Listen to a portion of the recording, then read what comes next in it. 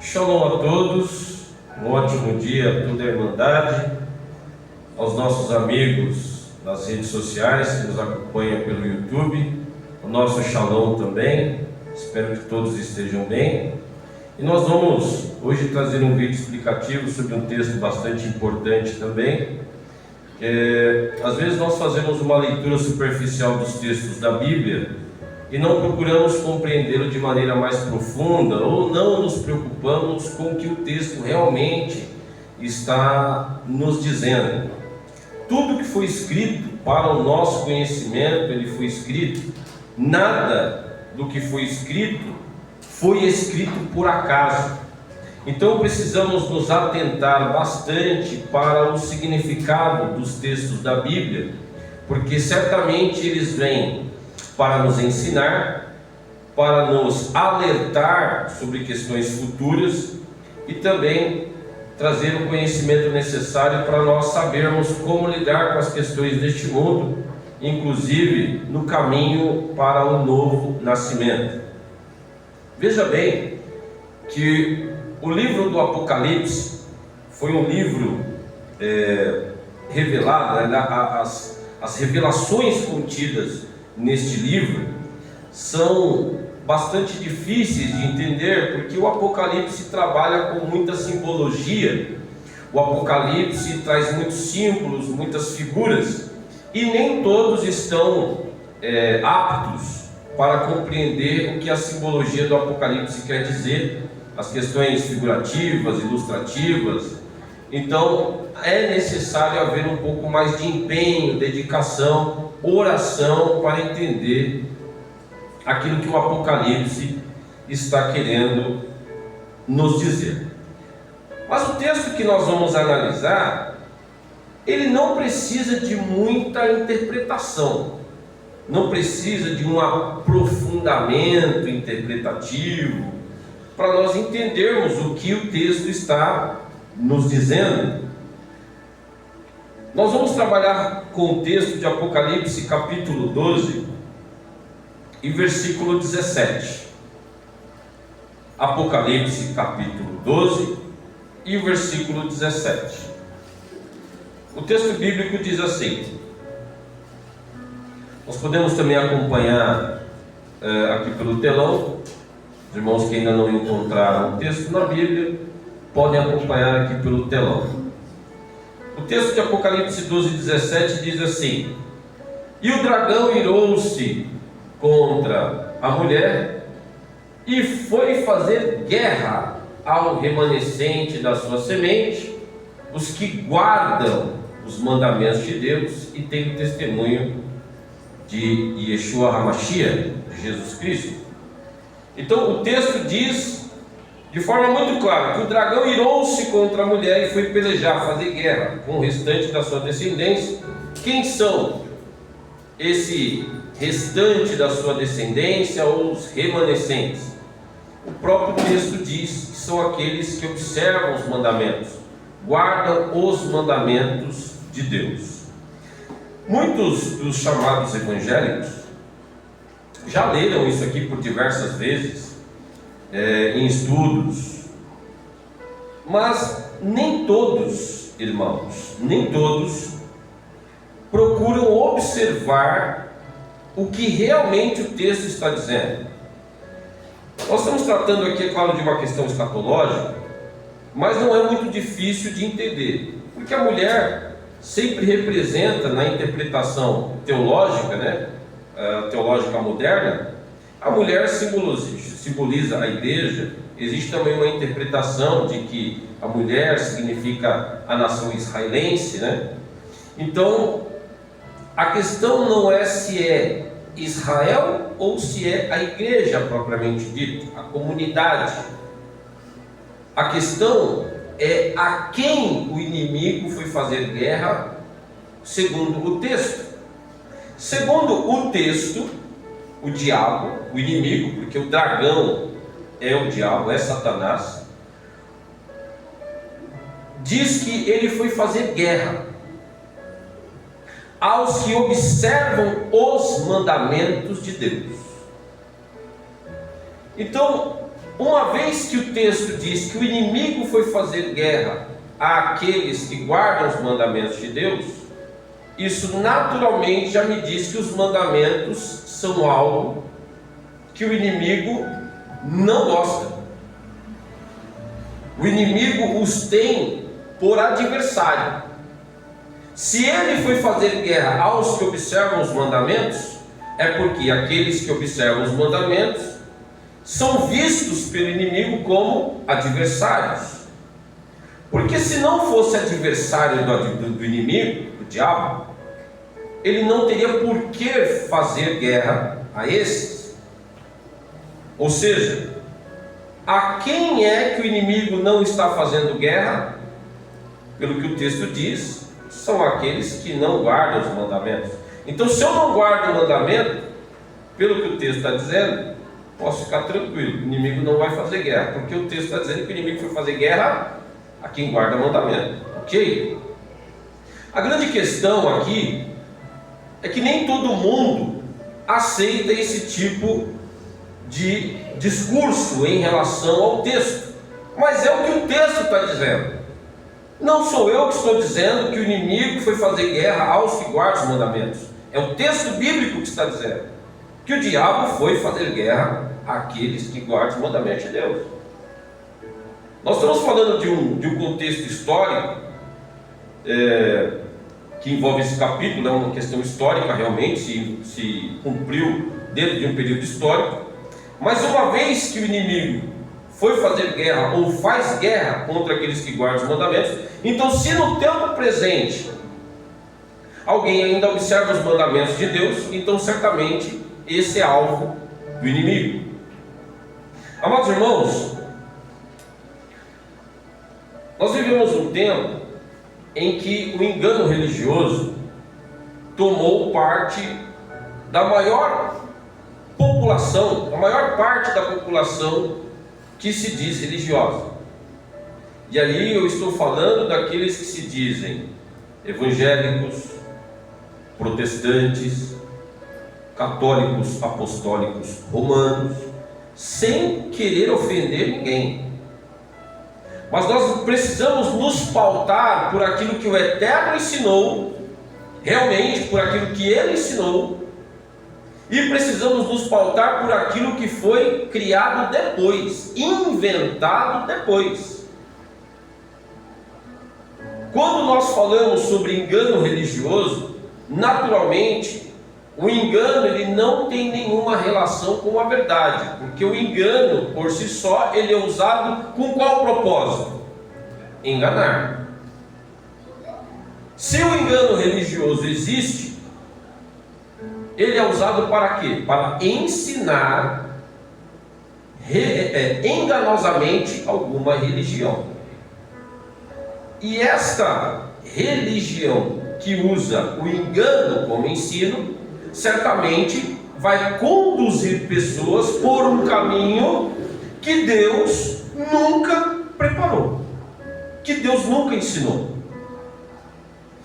E aí eu volto ao texto de Apocalipse 12:17, nessa parte que fala da guerra. A esses, o inimigo não tem por que fazer guerra.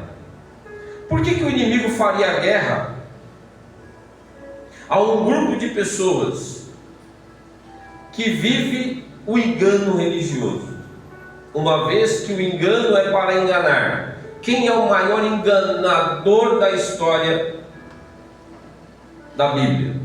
Quem é o maior enganador? É o diabo. Começou no céu enganando anjos com um falso discurso, e a Escritura chega ao ponto de dizer que ele conseguiu convencer uma terça parte desses anjos. Quando nós entramos no período histórico da igreja, e eu não tenho história da igreja a partir de Yeshua HaMashiach, de Jesus Cristo, ou a partir de Martinho Lutero, a história da igreja começa lá no Gênesis, com a criação de Adão e Eva. Ali começa a história da igreja. Se nós podemos falar dessa maneira, eu prefiro muito mais falar sobre a história do povo de Deus, porque existe o povo de Deus e existe um povo que não é de Deus. O povo de Deus fala a verdade de Deus, as verdades de Deus. O povo que não é de Deus fala coisas que Deus nunca ensinou, que Deus nunca mandou ensinar.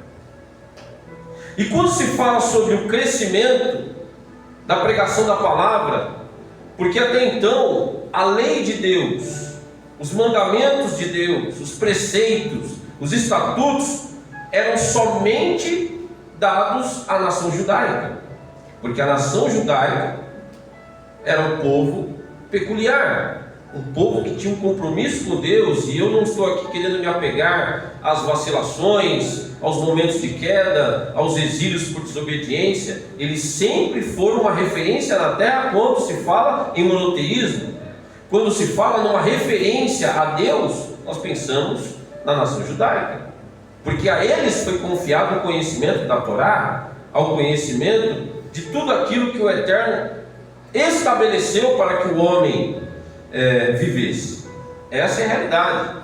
A eles foram entregues as 2 tábuas com os 10 mandamentos, a eles foram entregues o livro com os 613 preceitos, a eles o Eterno se revelou por meio de Moisés, por meio do Messias Yeshua. Foi a eles. Mas em Yeshua HaMashiach, os gentios foram enxertados na oliveira verdadeira e passaram também a ser povo da promessa. Em Yeshua HaMashiach, aqueles que estavam fora da comunidade de Israel passaram a viver dentro. Você vai ver em Atos dos Apóstolos judeus pregando para gentios. Você vai ver Pedro na casa de Cornélio. Você vai ver Paulo criando diversas comunidades formadas por uma maioria gentil. Você vê judeus sendo líder de comunidades de gentios. Ou seja, Yeshua HaMashiach, ele une numa única comunidade judeus e gentios. Tanto que a igreja, como é chamada hoje, na época, segundo as Bíblias judaicas, eles eram chamados messiânicos. Comunidade messiânica, era assim que era conhecido, não era chamada de igreja, era comunidade messiânica. Então essa comunidade judaico-messiânica, formada por judeus e gentios, foram os responsáveis por levar essa mensagem àqueles que ainda não conheciam. E quem é que estava fora da promessa? Eram os gentios. Por isso, o maior número de conversões eram de gentios, porque os gentios estavam fora. A missão daquela comunidade agora era trazer os gentios para o núcleo de salvação por meio de Yeshua HaMashiach, em obediência à sua palavra. Tanto que Tiago, em Atos capítulo 15, ele fala de forma muito clara que aqueles que tiverem interesse deviam o quê?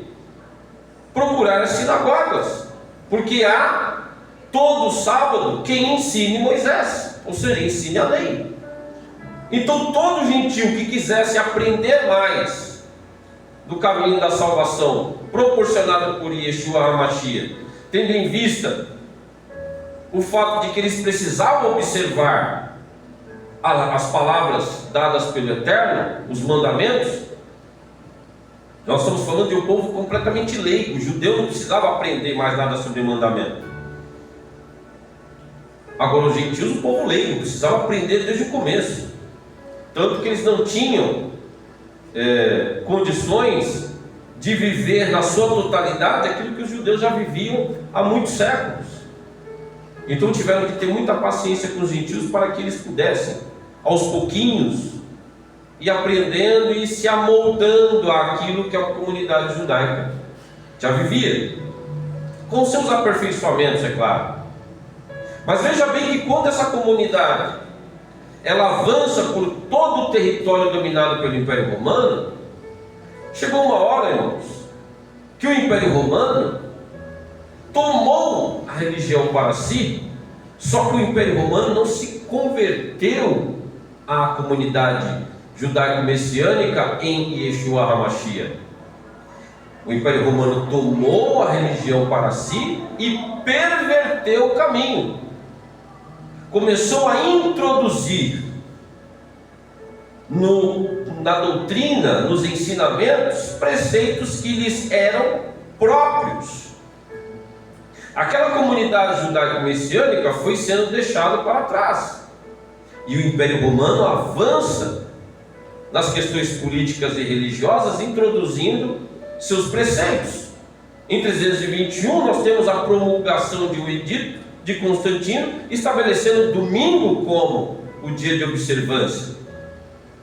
E qual era o dia observado por aquela comunidade judaico-messiânica? Repito, formada por judeus e gentios que acreditavam que Yeshua realmente era o Messias. Qual era o mandamento em relação ao dia da semana que aquela comunidade ensinava? O Shabat. Era observado o Shabat, era pregado o Shabat. O Império Romano vem e estabelece o domingo como uma lei,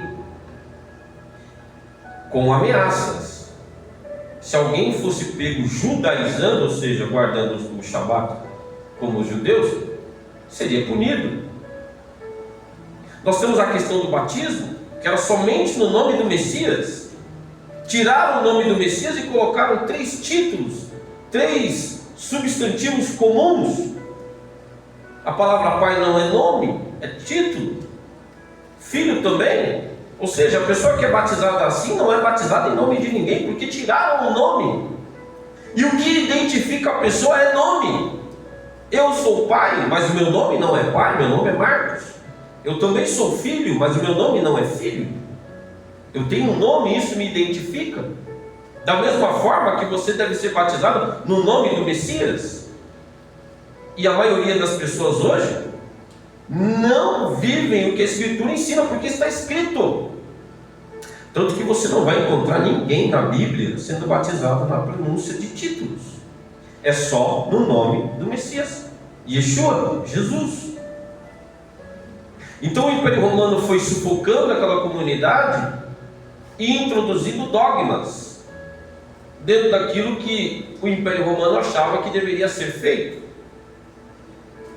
Quem obedecesse o império estava tudo bem, quem não obedecesse era perseguido e morto, preso. Tanto que um tempo de perseguição recaiu sobre os discípulos da época de forma tão cruel que muitos foram levados às fogueiras, às arenas, para serem comidos por leões, por cães selvagens, foram empalados. Tem diversas histórias que envolvem isso. Então aquela comunidade judaico-messiânica passou a ser sufocada, e aquilo que Yeshua HaMashiach uniu, que foi gentios e judeus, o Império Romano tomou conta de separar. Quem é responsável pela separação de judeus e gentios que Yeshua HaMashiach juntou foi o Império Romano. Judeu para lá, com as suas práticas, com o Shabat, com o batismo em nome do Messias, com a Pessah, a Páscoa, que era uma vez por ano, as festas anuais, judeu e suas práticas para lá, gentil é para cá. Nós vamos viver o que nós estabelecemos aqui como gentios. Nós não queremos saber de comunhão com o judeu. Os romanos sempre odiaram os judeus. E o Império Romano foi o responsável por separar gentios e judeus. Então os gentios se tornaram o quê? Fiéis, praticadores daquilo que o Império Romano estabeleceu. E essa comunidade judaica messiânica, que era formada de gentios e judeus, foram ficando cada vez mais só de judeus. Embora muitos gentios guardavam no seu coração aquilo que aprenderam da parte de Deus, por meio da leitura da Torá, por meio da leitura dos profetas, porque nessa época ainda não existia o chamado Novo Testamento. O Novo Testamento veio muitos anos depois. Então qual era a escritura, qual era o ensino que eles praticavam, que eles observavam? A Torá, o Tanar, A Brit Hadashah ainda não existia, que é o chamado Novo Testamento. Então, quando Yeshua ele fala em João capítulo 17, versículo 17, João capítulo 17, versículo 17: santifica-os na verdade, a tua palavra é a verdade. Que palavra é essa que Yeshua está dizendo nessa frase? Que palavra é essa se o Novo Testamento ainda não existia? Porque tem muitos pastores, inclusive, que dizem que o Velho Testamento foi abolido. Mas se o próprio Jesus está falando nesta oração, capítulo 17 de João é uma oração. Se ele está dizendo nesta oração, pedindo ao Pai para santificar os discípulos na verdade, santifica-os na verdade, a tua palavra é a verdade, mas não tinha o Novo Testamento, que palavra é essa que ele está se referindo? Para que o Pai os santificasse nela. Yeshua, amados, está citando nesse versículo o Salmo 119 e o versículo 142. Muitas Bíblias têm até a referência do Salmo 119, versículo 142 de João 17, 17. Olha o que está escrito lá no Salmo 119, versículo 142. Salmo 119, versículo 142. A tua justiça é uma justiça eterna, e a tua lei é a verdade. A tua Torá é a verdade. O salmista está dizendo que a Torá é a verdade, e que a justiça do Eterno é uma justiça eterna. E Yeshua, em 17 de João, do Evangelho de João, ele cita esse versículo do Salmo 119. Então, a verdade que Yeshua está dizendo ali, para o Pai santificar os discípulos, é a Torá. Por isso nós falamos, irmãos, que ler Bíblia de forma superficial não é o suficiente. Uma coisa é você ter conhecimento de texto, outra coisa é você saber o que o texto está dizendo. Muitos leem João 17, afirmando que Yeshua está se referindo ao chamado Novo Testamento, a Brit Hadashah, de Mateus, Apocalipse, mas ainda não existia esse conjunto de livros. Não existiam os evangelhos escritos, não existiam as cartas apostólicas, não existia o livro da Revelação, o Apocalipse, não existia.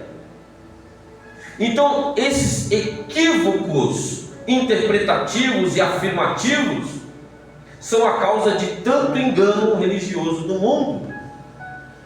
O engano religioso é a causa pela qual muitos vão passar pelo juízo de Deus. Eu lembro de uma história que o pastor contava para nós quando eu era novo convertido na época, há mais de 26 anos atrás, que ele contava para nós sobre uma reunião no inferno. E eu vou contar para vocês essa reunião no inferno. É claro que é uma história de ficção, poderia ser usada como uma parábola, mas a história diz o seguinte: devido à expansão do Evangelho, devido à expansão e à criação de diversas comunidades que eram dominadas pelo Império Romano na época, houve uma reunião no inferno, porque os demônios estavam temendo o número de conversões, e muitas pessoas estavam sendo tiradas das trevas para a luz de Yeshua HaMashiach. E aí eles entraram em pânico e viram que precisavam fazer alguma coisa para deter a expansão do Evangelho, matar servos de Deus, matar pessoas que faziam parte daquela comunidade judaico-messiânica. Já não funcionava mais, matava 10 se convertiam. Então precisavam de uma outra estratégia para impedir que o Evangelho continuasse sendo divulgado, impedir as conversões. E aí fizeram uma reunião e começou a haver sugestões E uma das sugestões foi: vamos colocar dor nas pessoas que estiverem nas reuniões, nos ajuntamentos, e aí com dor elas não vão prestar atenção nos ensinos e não vão se converter. Aí um demônio falou para o outro: isso daí não tem nada a ver, isso não é uma estratégia, isso não vai adiantar nada, porque eles fazem milagres, eles vão colocar as mãos sobre os enfermos e no nome de Yeshua HaMashiach, Jesus o Cristo, eles vão ser curados. Então isso não vai funcionar. Aí o outro disse: eu tenho uma ideia, na hora do culto vamos beliscar as crianças, eles vão começar a chorar, os pais vão tirar a atenção do ensinamento, vão dar atenção só para os seus filhos, ou vão ser obrigados a sair para que os outros possam prestar atenção, e no final das contas ninguém vai aprender nada, vai ser uma confusão na igreja, crianças chorando para todo lado. Fala: não, eles não vão, isso também não vai funcionar, porque as mães podem levar as crianças para casa para tratar, os pais ficarão, e quando eles forem para casa ensinam as crianças em casa, isso não vai adiantar. E um debate caloroso entre eles, porque as estratégias não eram boas, até que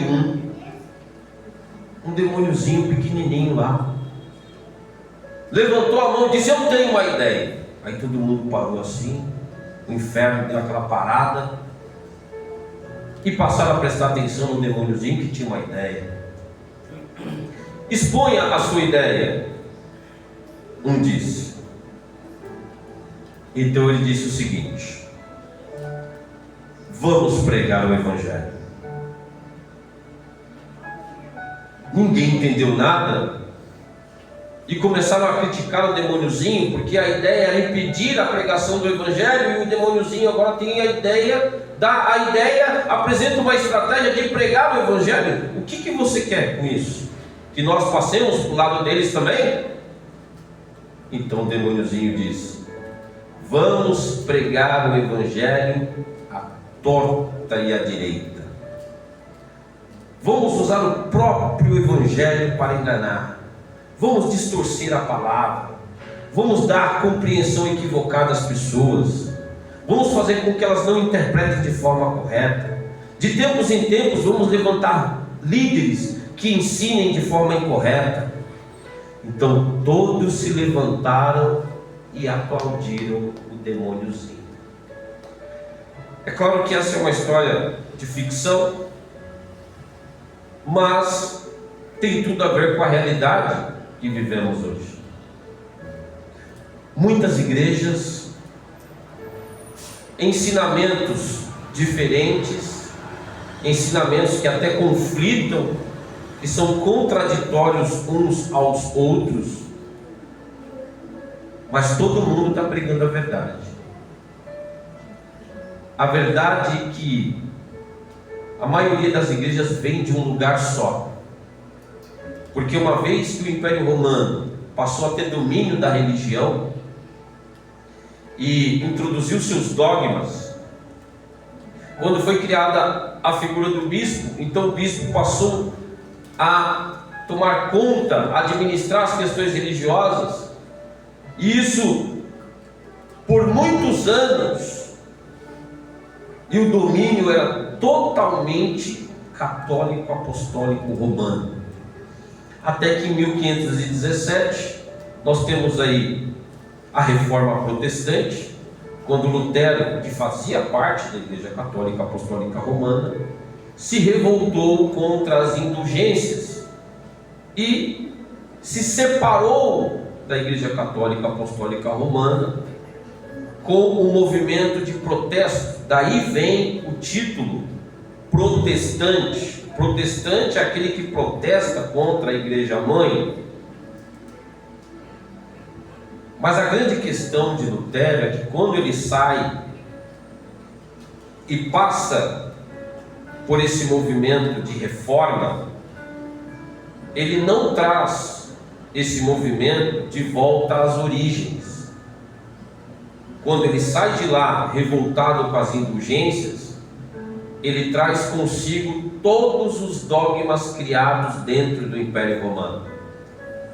Ou seja, Se dentro do Império Romano foi promulgada uma lei de domingo, Lutero trouxe junto com ele para o movimento protestante.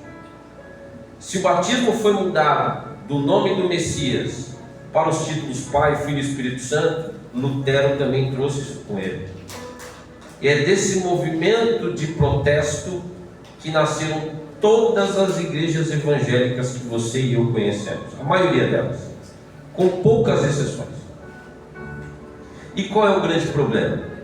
É que as igrejas evangélicas, elas ensinam dogmas e inovações da igreja católica, apostólica, romana. Essa é a grande questão. A Bíblia fala para observar mandamento. Quando você fala para um protestante, que é o evangélico hoje, que você observa mandamento, o que o evangélico fala para você? Quem observa mandamento, observa a lei, está debaixo de maldição, por causa de um texto interpretado de maneira equivocada. Veja bem a incoerência. Eu estou observando os mandamentos de Deus, mas eu estou debaixo de maldição porque eu estou observando os mandamentos de Deus. A lei é de Deus, mas eu estou debaixo de maldição porque eu estou observando a lei de Deus. Não seria o contrário? Por que o inimigo tem tanto interesse em quem guarda mandamento? Por que o inimigo quer fazer guerra com quem guarda mandamento? A Bíblia não está falando que o inimigo foi fazer guerra com quem aceitou Jesus. A Bíblia está falando que o inimigo foi fazer guerra com quem guarda mandamento. É claro que aceitou Jesus. A pessoa que guarda mandamento aceitou Yeshua, aceitou Jesus, e é por isso que tem conhecimento dos mandamentos. Agora tem muita gente que aceitou Jesus, mas não quer nem saber de mandamento. Se você falar de mandamento para ele, ele fala: ixi, esse aí está debaixo de maldição, isso aí está no Velho Testamento. Ó, Velho Testamento. Como se o Velho Testamento fosse alguma coisa que não pudesse ser observado, quando Yeshua diz que é a verdade. Jesus fala que o Velho Testamento é a verdade em João 17:17, e as pessoas hoje falam que foi abolido. As pessoas hoje, a maioria dos evangélicos, diz que Yeshua, Jesus, aboliu a lei, ou que nas palavras de Paulo a lei perdeu a sua validade. Aí você tem o próprio Jesus dizendo em Mateus 5,17, dizendo que não veio abolir a lei nem os profetas, não veio abrogar, veio torná-los plenos. Mateus capítulo 5,17, o próprio Jesus está falando: eu não vim abolir a lei. Aí o evangélico diz o quê? Jesus aboliu a lei, Jesus trabalhou no sábado, Jesus curou no sábado, como se curar no sábado fosse algum pecado, fazer o bem no sábado fosse algum pecado, fosse alguma transgressão. A primeira coisa que o povo observava em relação ao Messias é se o Messias observava os mandamentos de Deus. Yeshua nunca foi acusado ou condenado por transgressão da lei, até porque se Yeshua transgredisse a lei, os mandamentos de Deus, ele não poderia ser o Messias. O Messias não veio para contradizer o Pai, desfazer as leis do Pai, pelo contrário, ele veio para ser obediente. A voz que veio do céu disse o que em relação a Yeshua quando ele foi batizado? Este é o meu filho amado em quem eu tenho prazer. Como é que o pai ia ter prazer com o filho que o desobedece, que o contradiz? Então o evangélico transformou a teologia moderna, transformou o Deus Pai num Deus que é mau, e Jesus é o filho bom que veio salvar as pessoas da ira do pai mau. Muitas vezes as coisas são colocadas dessa maneira. E eu não estou falando aqui de algo da minha cabeça, eu já ouvi esse tipo de discurso.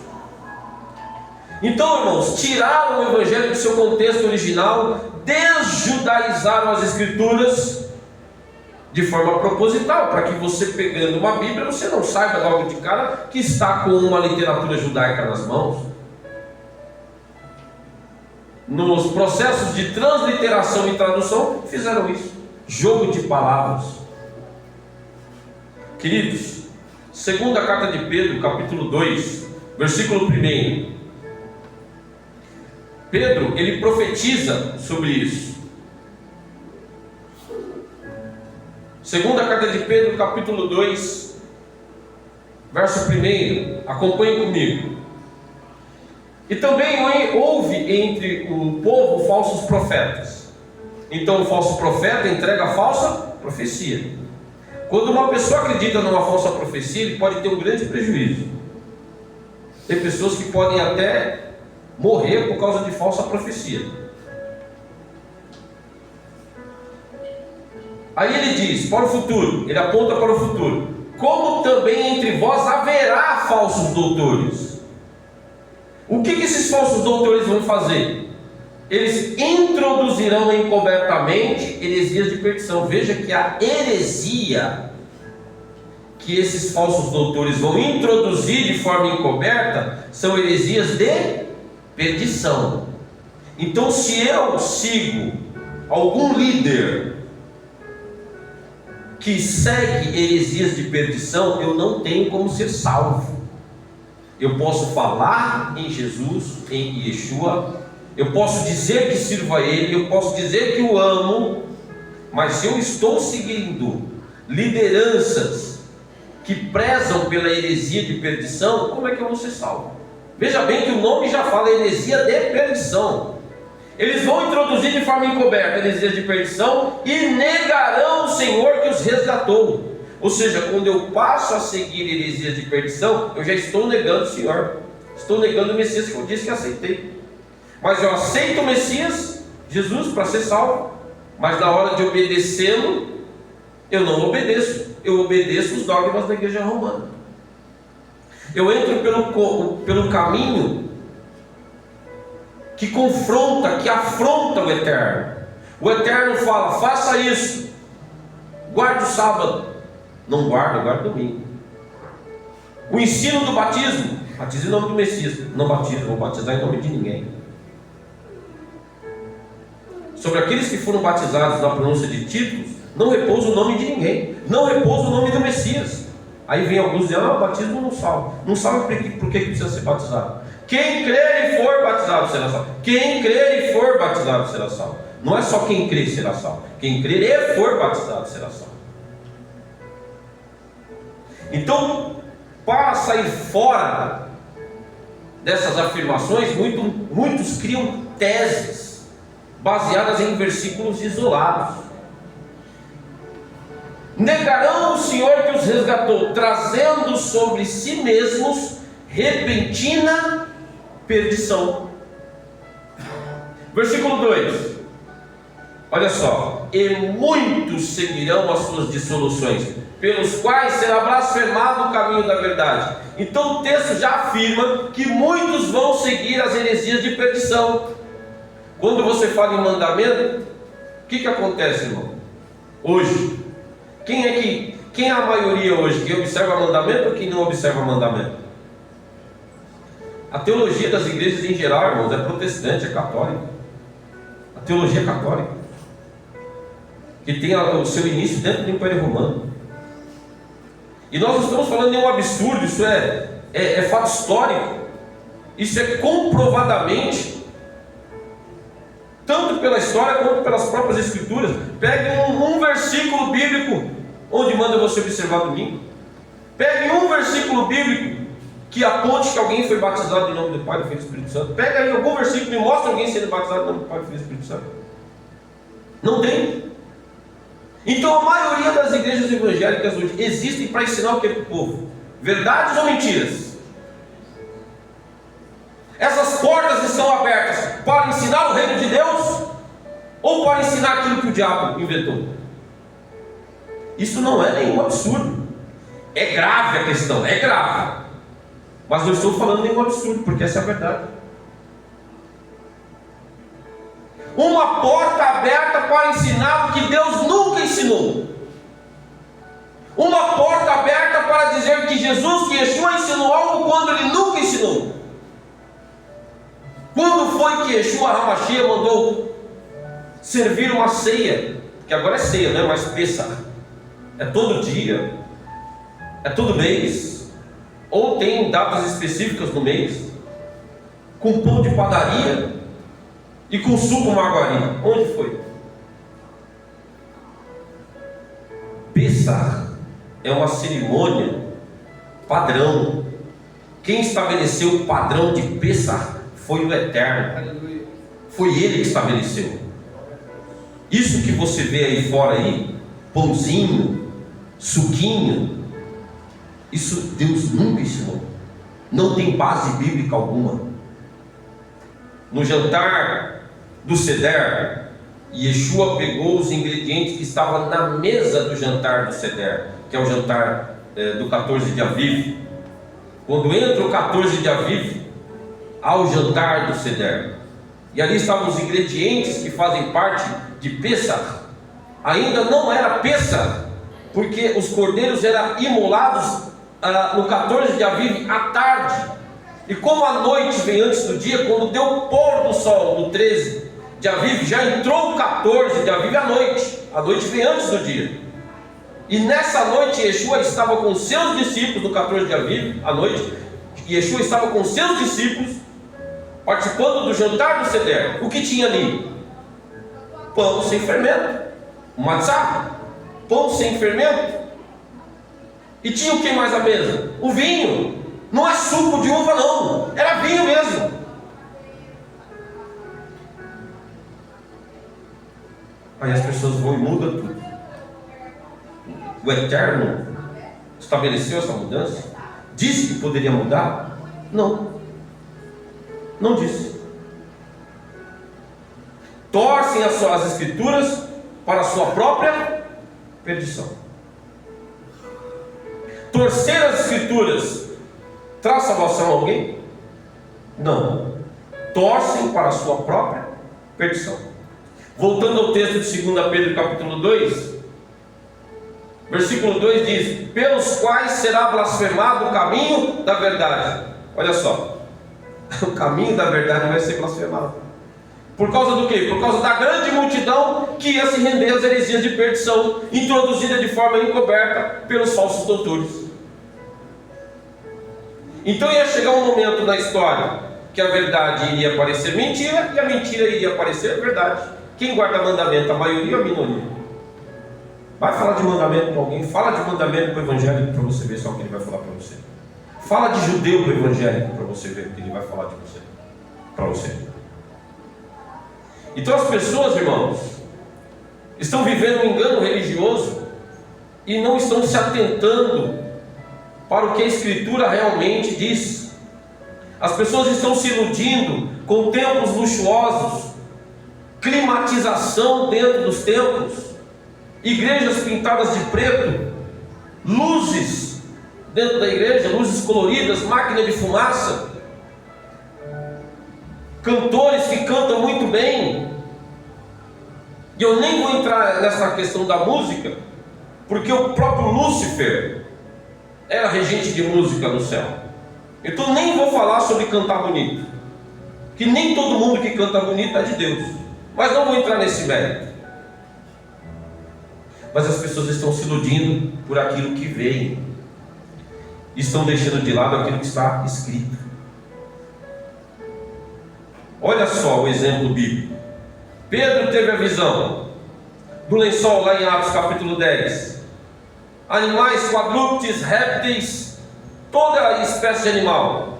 A voz veio e falou: mata e come. O que Pedro falou? Nunca coloquei coisa comum e imunda na minha boca. Pedro foi pelo que ele viu ou pelo que está escrito? Ele foi pelos ensinos que ele recebeu desde pequeno. Agora as pessoas deixam a Bíblia de lado e vão por aquilo que vem. Quando Paulo diz: ainda que o anjo nos pregue outro evangelho além daquele que nós temos ensinado, seja anátema. Ainda que o anjo, se aparecer um anjo ou até um espírito, algo que ele viu hoje, se aparecer, ele larga a Bíblia de lado e passa naquilo que o anjo ou o espírito falou para ele. Olha a firmeza de Pedro. A voz falou de novo: mata e come. Nunca coloquei coisa comum e imunda na minha boca. E veio pela terceira vez: Pedro, mata e come. Nunca coloquei coisa comum ou imunda na minha boca. Isso é firmeza na palavra. Isso é firmeza naquilo que aprendeu. Isso é firmeza na Torá do Eterno, sabendo que quem deu a Torá foi o próprio Eterno. Se vem uma palavra diferente daquela que o Eterno estabeleceu, como é que nós podemos acreditar? E as pessoas estão indo mais pelo que vem, pelos movimentos, do que para a Escritura Sagrada. E quando alguém chega falando da Escritura Sagrada, não dão ouvidos. Versículo 3: por avareza farão de vocês negócio. Você vê alguém aí fazendo campanha pedindo dinheiro, você vê alguém na televisão pedindo dinheiro, você vê alguém falando: hoje eu quero 1.000 pessoas com 5.000 reais. Você vê isso? Farão de vocês negócio. O que move o coração da pessoa? A avareza. O que é a avareza? Amor ao dinheiro. É amor à alma? Não, amor ao dinheiro. Tem interesse na alma? Sim, se ela der dinheiro, ele tem interesse. Se não der dinheiro, para nós não é interessante. Por avareza farão de vocês negócio com palavras fingidas. Como é que podemos promover salvação com palavras fingidas? Yeshua veio com o único propósito de nos salvar dos nossos pecados. Aí eu reúno um grupo de pessoas e começo a falar palavras fingidas para elas, motivado por avareza, com o objetivo de ganhar dinheiro, enriquecimento ilícito, sobre os quais de largo tempo não será tardia a sua sentença e a sua perdição não dormita. Não tem salvação, irmãos. Não estou julgando ninguém, que está dizendo a palavra. Pessoas que estão envolvidas com engano religioso não tem salvação. E aí eu volto em Apocalipse 12:17 e falo para você por que o diabo vai fazer guerra contra os que guardam o mandamento. Porque quem guarda o mandamento tem direito à entrada das portas do reino. Quem guarda o mandamento tem direito à árvore da vida. Quem não guarda o mandamento, infelizmente, ou vai se perder ou vai ter que passar pelo crivo do juízo. Por isso a preocupação do diabo em Apocalipse 12:17 foi fazer guerra ao restante da sua semente, aqueles que guardam os mandamentos de Deus e têm o testemunho de Yeshua HaMashiach. Se você guarda mandamento, fique na torre da vigilância. Se você não guarda mandamento, eu oriento que você estude mais a Bíblia, estude mais as Escrituras. Amados irmãos, isso é muito sério. Nós estamos falando de vida ou morte, salvação ou perdição. Isso é muito sério. O que Jesus ele fala em João capítulo 14, versículo 21? João 14, 21. Aquele que tem os meus mandamentos e os guarda, esse é o que me ama. Aquele que tem os meus mandamentos e os guarda, esse é o que me ama. E aquele que me ama será amado de meu Pai, eu o amarei e me manifestarei a ele. Para quem que ele está dizendo que vai se manifestar aí? Para quem guarda o mandamento. Para quem ele está dizendo que vai amar? Aquele que guarda o mandamento. Qual é a prova pela qual eu demonstro que amo Yeshua HaMashiach? A guarda dos seus mandamentos.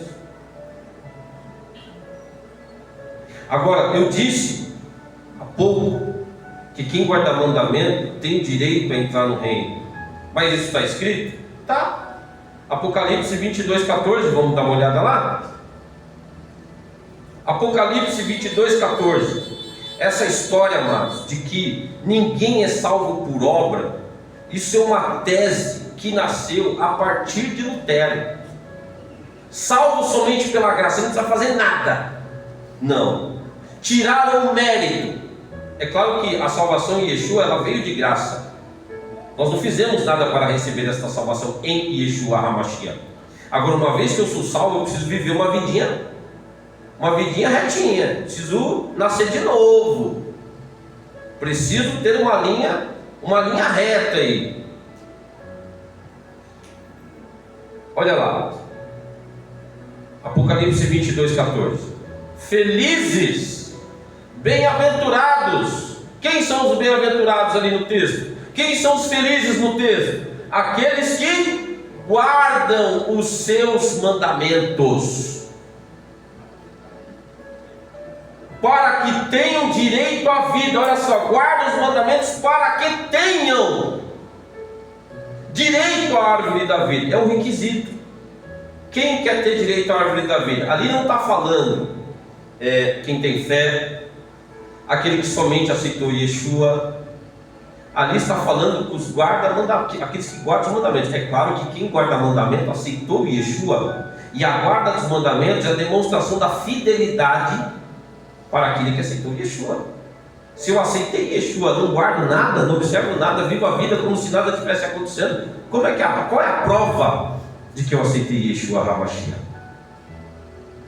Então o texto está dizendo: bem-aventurados os que guardam os mandamentos de Deus, para que tenham acesso, tenham direito à árvore da vida e possam entrar na cidade pelas portas.